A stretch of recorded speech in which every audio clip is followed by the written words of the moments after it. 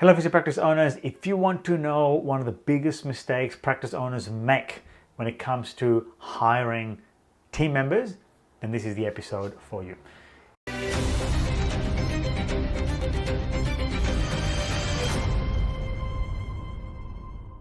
Hello and welcome to today's episode. It's called Fit for Culture Over Performance when it comes to building a strong team in your physio practice.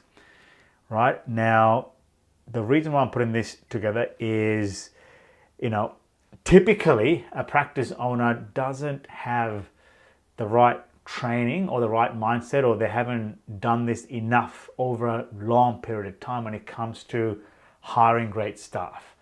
And as a result of that, I see that you could be focusing on not the right thing, let's just say. If you haven't read a book called Good to Great by Jim Collins, I really encourage you to go and read that book.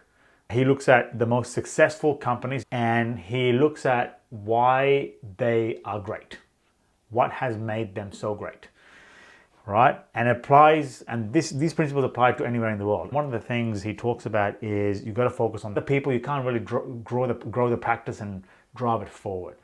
And you really need to focus on the people first, not the practice. If there was, let's just say, if I were to put an analogy, let's just say a bus, you got to look for the people to fill the bus first, rather than focusing on where the bus needs to go. In other words, you got to focus on the people for your practice rather than focusing on where your practice needs to go. Because believe it or not, you actually don't know fully where the practice is going to go. It's going to change depending on what happens in the economy and the environment, whatever that is, it'll change. But having the right people in your team will make sure that whatever happens in the world or around your practice, that your practice can go in the right direction, having the right people. All right, so what I'm about to share with you in this episode is one key concept and a framework when it comes to hiring great staff. One thing to focus on.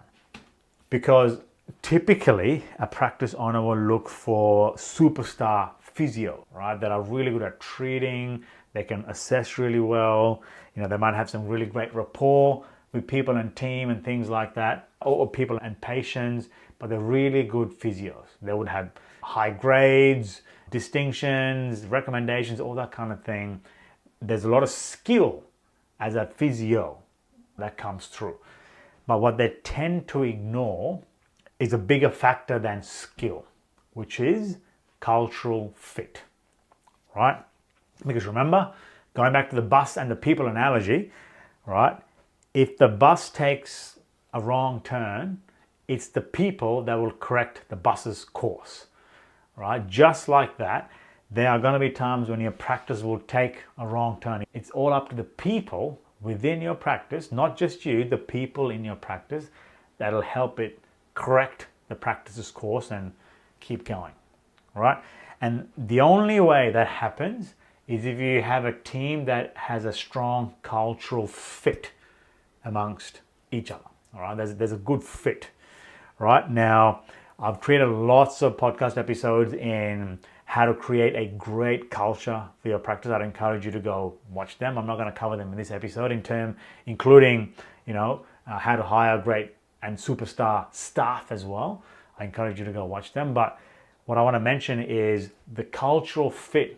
So that person fitting into your team is actually more important than the performance itself. So that's one of the big mistakes. They focus on performance rather than cultural fit. All right. The other thing is, one of the common mistakes that practice owners tend to make is they have a short-term view of long-term growth of a person. You might want them to come in and fill your books straight up. And obviously that's a great thing. It's very important that we work towards it. We tend to be clouded by that rather than how can you play a long-term game with the staff members. They're not only fit with the team, but they perform higher and higher over a long term. Because if you focus on that, your turnover rate, your staff rate will go down because you're focusing on, you want this person to be here for 12, 24, 36, 3, 4, 5 years and beyond. Right? If you have that attitude, you're going to be a lot pickier about the people that you bring in rather than I want to fill the book straight away. You want to minimize turnover and risk because it's costly to do that, obviously, right? If you have a long-term view on people, you tend to think and hire very differently, right? So let me give an example of what I mean, when I said before about performance versus cultural fit, right? Now, what that is if you're watching us on video, you can see a little, like a matrix or a chart in front of you, right? On the vertical axis, it's performance, all right? So the higher you go in the vertical axis, the higher the performance or higher the skill level of that physio is, right? And on the horizontal axis, you have cultural fit to your team, all right? So obviously, the more right you go, the better fit they are to the culture of your team. Once again, I encourage you to go and watch the other podcasts on how to create a strong culture and get a sense of what your culture is. But even if you don't do that, you'll know if somebody's going to fit in or not, right? Or at least to what degree. And this horizontal graph is all about that, right? How much they fit in to your culture and the team. So if you break this chart down into 4 sections, all right, on the bottom left, you have low performance, low cultural fit, right? Low and low. But on the top right-hand corner, you have high performance and high cultural fit. Now, obviously, you want those, right? Those are the rare people that you really do want. They're rare, but you want them. I say this is like a Michael Jordan of your practice. They've got a great cultural fit into your team and they're extremely high performers. Obviously, Michael Jordans are going to be very rare, but you are going to find them, all right? So you get them, you're good, right? But you might not find them all the time. But if you don't find them, where do you go? So typical practice owner will go for high performance, low cultural fit, right? So that's the top left-hand corner. They want the performance and the skills, but they don't have a fit. But what tends to happen at that point? If you have a low cultural fit, firstly, they're not going to gel with the team. You don't have you have almost a person that will work to a certain degree separately because they won't fit well with the team, right? And as a result of that, it can upset the balance of the unity and the fit of the entire team as well. One person can do that, all right? They might be highly skilled, but if they don't fit in, they obviously they can disturb. And what I see a lot of practice owners do is hire people in that quadrant. High performance, low cultural fit, right? It's not the right fit. I'll explain to you why in a second. Obviously, you don't want the low performance, low values. That's 25% of this chart at least you can get rid of that immediately, right? They're obviously not going to do well. What you do want to have a look at hiring is lower performance but high cultural fit. And you might be scratching your head going, why the hell would I want that? Well, and why would I want them over a high performance? We talked about what kind of team dynamics that can play if a person's in that, right? But if you have a lower performance and high cultural fit, that means they still need to be skilled, obviously. They need to have a certain level of skill, right? It's all about finding out where your benchmark or your minimum standard is to match that, right? If you have somebody much higher than that, then they might be in the high performance, high cultural fit category, but then they might not be as high as you like them, but they at least meet the minimum basic standards that you want in your practice, right? But they have a good cultural fit.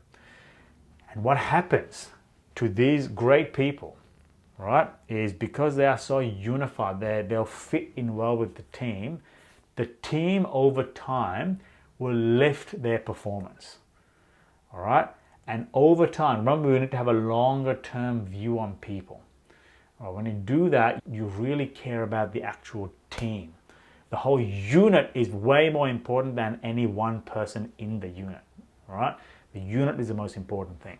So if you have somebody who fits well into the unit, general skill level of that unit is higher than this new hire, you'll find them just by proximity and hanging around, the closest 5 people you hang around, their skill level will go up to the point where they become closer and closer towards high performance and high cultural fit. All right? So that's a big thing. So don't focus on high performance and lower fit. It's going to be more difficult and the team's going to experience more problems. Focus on who is that person who fits well into my team and who meets the minimum standards when it comes to skills. That's the person you want to hire, because you can long-term nurture them and the whole team can nurture them to be a high performer. I hope that was useful. If that was useful, there's a lot more podcasts like this, like I mentioned, right? And things to download, things to watch, things to read that'll help you grow your physio practice, right? Head down to our website, physiomarketing.co. It's all going to be there for you. That's .co, right? But if you're like most practice owners that want an expert in the physio field to help grow your practice, then I encourage you to go once again to our website and book a call with us. All right, we can have a look at where you are and where you're looking to get to and what's missing for you to get there. If you'd like to do that, go to physiomarketing.co, book a call with us. Right, other than that, thank you for being here and we'll talk to you soon.